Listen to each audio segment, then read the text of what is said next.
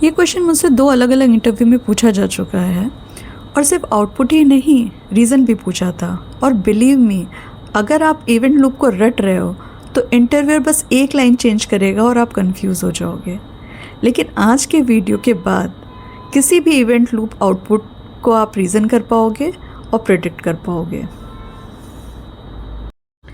Hello everyone, welcome back to my channel. और आज हम सिर्फ Node.js इवेंट लूप फेजेस ही नहीं पढ़ेंगे, बल्कि हम समझेंगे कि जावास्क्रिप्ट और Node.js मिलकर कैसे काम करते हैं, कॉल स्टैक क्या करता है, Node.js एसिंक्रोनस टास्क को कैसे डेलीगेट करता है, process.nextTick एंड प्रोमिसेस कब एग्जीक्यूट होते हैं, और जो इवेंट लूप के फेजेस हैं वो किस ऑर्डर में एग्जीक्यूट होते हैं। ये सब हम एक सिंपल एग्जाम्पल से स्टेप बाय स्टेप समझेंगे।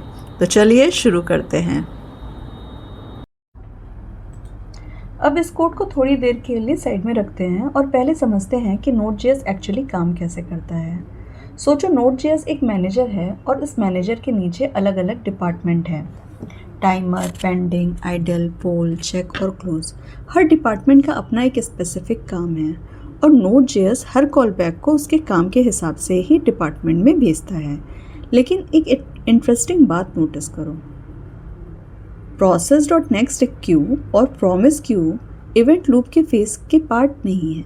Node.js इवेंट लूप स्टार्ट करने से पहले सबसे पहले इन दोनों क्यूज़ को चेक करता है, और अगर कोई फाइल सिस्टम या कोई हैवी टास्क आता है जैसे fs रीड फाइल, तो Node.js उसे भी बैकग्राउंड में live-uv थ्रेड पूल को डेलीगेट कर देता है। काम कंप्लीट होते ही उस टास्क का कॉल बैक पोल फेज के लिए रेडी हो जाता है। अब चलिए इसी आर्किटेक्चर को अपने एग्जाम्पल कोड पर अप्लाई करके देखते हैं कि हर टास्क एग्जैक्टली कहाँ जाता है। अब देखते हैं Node.js इन सारे टास्क के साथ एक्चुअली करता क्या है। सबसे पहले console.log स्टार्ट, ये सिंक्रोनस कोड है, इसलिए जावास्क्रिप्ट इसे कॉल स्टैक में एग्जीक्यूट करता है और तुरंत स्क्रीन पर स्टार्ट प्रिंट हो जाता है। अब अगली लाइन आती है set time out. JavaScript timer handle नहीं करता, इसे ये टास्क जो है वो Node.js को दे देता है। Node.js इसे देखकर बोलता है, अरे ये तो टाइमर फेज का काम है, और इस कॉल बैक को टाइमर फेज के लिए रजिस्टर कर देता है। उसके बाद आता है सेट इमीडिएट। Node.js बोलता है ये तो चेक फेज में एग्जीक्यूट होगा, और इसे चेक फेज के लिए रजिस्टर कर देता है। अब promise.then आता है। इसका कॉल बैक इवेंट लूप के फेज में नहीं आता, बल्कि सीधे प्रॉमिस क्यू में चला जाता है। फिर आता है process.nextTick। ये और भी स्पेशल है, इसका कॉल बैक नेक्स्टटिक क्यू में रजिस्टर होता है और इसकी प्रायोरिटी प्रॉमिस से भी ज़्यादा है। अब fs.read फाइल को देखते ही Node.js फाइल खुद रीड नहीं करता, ये काम बैकग्राउंड में live-uv थ्रेड पूल को डेलीगेट कर देता है, और जैसे ही फाइल रीड कंप्लीट होती है उसका कॉल बैक पोल फेज के लिए रेडी हो जाता है। और फाइनली console.log एंड, ये भी एक सिंक्रोनस कोड है, इसलिए तुरंत एग्जीक्यूट हो जाता है। अब जावास्क्रिप्ट का सारा काम कंप्लीट हो चुका है, कॉल स्टैक भी कम्प्लीटली एम्प्टी हो गया है। तो अब सवाल ये है कि Node.js सबसे पहले क्या करेगा? क्या ये टाइमर फेज में जाएगा या पोल फेज में, या सबसे पहले किसी क्यू को चेक करेगा? चलिए अब वही देखते हैं। अब जावास्क्रिप्ट का काम ख़त्म हो चुका है, कॉल स्टैक भी कम्प्लीटली एम्प्टी हो गया है, और अब Node.js अपना काम स्टार्ट करता है। लेकिन एक बहुत इंपॉर्टेंट रूल है, इवेंट लूप में एंटर करने से पहले Node.js सबसे पहले process.nextTick क्यू चेक करता है। अगर इस क्यू में कॉल बैक है तो सबसे पहले वही एग्जीक्यूट होगा। उसके बाद Node.js प्रॉमिस क्यू चेक करता है, वहाँ जितने भी प्रोमिसेस कॉल बैक में होते हैं वो सब एग्जीक्यूट हो जाते हैं। अब दोनों क्यूज़ एम्प्टी हो चुके हैं। अब फाइनली Node.js इवेंट लूप के अंदर एंटर करता है, और इवेंट लूप हमेशा एक फिक्स्ड ऑर्डर फॉलो करता है। सबसे पहले टाइमर फेज, यहाँ पे set time out, set interval जैसे फंक्शंस चलेंगे। उसके बाद पेंडिंग कॉल बैक्स, ये बेसिकली इंटरनली Node.js यूज़ करता है। फिर आता है आइडियल, ये भी इंटरनली यूज़ करता है। उसके बाद आता है पोल फेज, यहाँ पे इनपुट आउटपुट डेटाबेस जैसे जो हैवी टास्क हैं वो यहाँ पे आएंगे। फिर चेक फेज आएगा, यहाँ पे सेट इमीडिएट रजिस्टर होता है और फाइनली क्लोज कॉल बैक।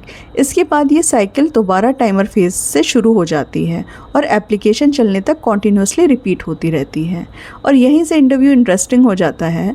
बहुत लोग सिर्फ आउटपुट याद कर लेते हैं, लेकिन Node.js आउटपुट याद कर के एग्जीक्यूट नहीं करता, वो हमेशा इसी फ्लो को फॉलो करता है। अगर आपको ये एग्जीक्यूशन फ्लो समझ आ गया है तो इंटरव्यू कोड में चाहे कितनी भी चेंजेस कर दे, आप आउटपुट को रीज़न के साथ प्रेडिक्ट कर पाओगे। अब इसी फ्लो को यूज़ करके देखते हैं कि हमारे एग्जाम्पल में सबसे पहले क्या प्रिंट होगा और क्यों। अब देखते हैं इस कोड में क्या क्या डेफिनेटली होगा। सबसे पहले console.log start एग्जीक्यूट होगा, क्योंकि ये सिंक्रोनस कोड है और जावास्क्रिप्ट इसे तुरंत एग्जीक्यूट कर देता है। उसके बाद console.log end, ये भी सिंक्रोनस कोड है, इसीलिए ये भी तुरंत प्रिंट हो जाएगा। अब तक हमारा आउटपुट आ चुका है स्टार्ट एंड देन एंड। और अब कॉल स्टैक कम्प्लीटली एम्प्टी हो गया है। अब Node.js अपना काम स्टार्ट करेगा, लेकिन इवेंट लूप में एंटर करने से पहले Node.js सबसे पहले नेक्स्ट क्यू को चेक करता है। अगर वहाँ कॉल बैक है तो सबसे पहले वही एग्जीक्यूट होगा, इसीलिए नेक्स्ट आउटपुट होगा नेक्स्ट टिक। उसके बाद Node.js प्रॉमिस क्यू चेक करता है, वहाँ जितने भी प्रॉमिस कॉल बैक्स हैं वो एग्जीक्यूट हो जाते हैं, इसीलिए उसके बाद आउटपुट होगा प्रॉमिस। और अब दोनों क्यूज़ एम्प्टी हो चुके हैं। अब फाइनली Node.js इवेंट लूप के फेज़ में एंटर करता है।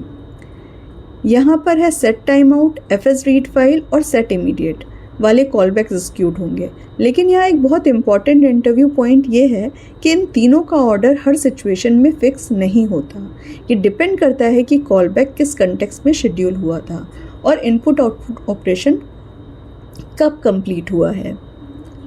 इसी वजह से इंटरव्यू में आउटपुट रखना कभी काम नहीं आता। अगर इंटरव्यू कोड की सिर्फ एक लाइन भी चेंज कर दी तो पूरा आउटपुट बदल सकता है। लेकिन अगर आपको call stack, Node.js, next Q, promise Q और इवेंट लूप फेसेस का ये फ्लो समझ में आ गया है तो आप किसी भी इवेंट लूप वाले क्वेश्चन को आंसर रीज़न के साथ दे पाओगे। अगर वीडियो यूज़फुल लगा हो तो लाइक ज़रूर करिए, शेयर करिए और चैनल को सब्सक्राइब करना मत भूलिए। मैं मिलती हूँ आपसे नेक्स्ट एपिसोड में। Thank you for watching.